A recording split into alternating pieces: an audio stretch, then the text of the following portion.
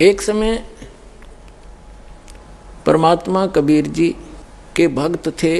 वो कहीं किसी अन्य पहुंच गए, किसी कोई भगतमती बहन थी यानी कोई सेविका थी, उसके वहाँ चले गए।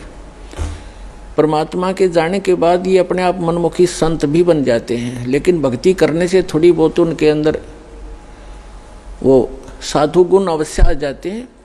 उनसे आगे लाभ भले ही ना होता, लेकिन वो आध्यात्मिक मार्ग से परिचित अवश्य होते हैं। तो इस प्रकार का एक संत किसी अपनी सेविका के घर चला गया और गुरुजी आगे गुरुजी की सेवा श्रद्धालु खूब करते हैं। और उनके घर,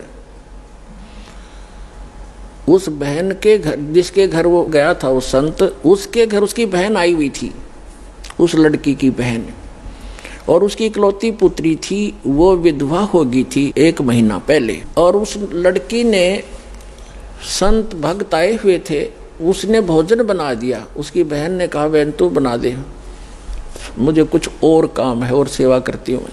तो उस बहन ने वो भोजन बनाया, साधु संत ने खाया। सुबह उठ के उसको सारी रात सपने आए, मेरी बेटी विधवा होगी, हे भगवान क्या होगा, मेरी बेटी विधवा होगी, इसके तो बालक भी छोटे छोटे हैं, अब इसका क्या हाल होगा है। आगे दूसरा पति, उसका भाई भी नहीं था पति का, बटेऊ का, अब इसका क्या रहा होगा, यानी इतनी चिंतित थी।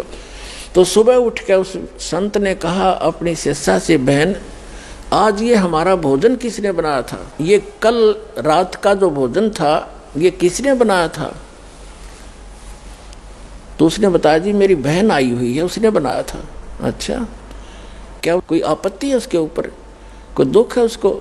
कहा महाराज जी घना दुख उसको, तो नाम तो उसने ले नहीं रखा। उसकी एक बेटी थी और वो विवाह कराया था, 2 बालक छोटे छोटे, उसके पति की मृत्यु होगी, विधवा होगी बेटी, यह बहुत दुखी है।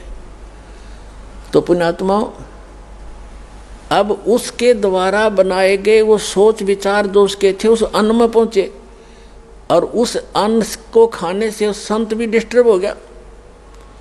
और इसी प्रकार आप इस भक्ति, जैसे बहन बेटियां हैं, अब क्या करती हैं, मोबाइल परमात्मा ने चला दिए और बहुत से सिस्टम ऐसे चल गए हैं। ये इतना सहज मार्ग है पुण्यात्माओं, जैसे आरती करते हो, सुबह का नित्यनेम भी करते हैं, क्योंकि इसमें मानसिक काम नहीं है। जैसे खाना बनाना इस रूटीन है। अब जैसे गाड़ी चलाते हैं, अब उसमें मानसिक काम घना नहीं होता, अभ्यास हो जाता है इनका, अपने हाथों का अपने आप ही। तो उसमें भगवान की भक्ति, जैसे आरती लगा दी, आरती भी करता रहे और काम भी करता रहे। जैसे बहन आरती करती हैं या मंत्र करते करते नाम आरती, रोटी बना रहे हैं, मंत्र करने लगे, तो उनका असर उस अन्न में भी होगा और खाने वाले को भी वो अनुकूल करेगा, उसमें उसका लाभ देगा। तो इसी प्रकार ये साधना ऐसी है, इससे पूरे विश्व का कल्याण हो जाएगा।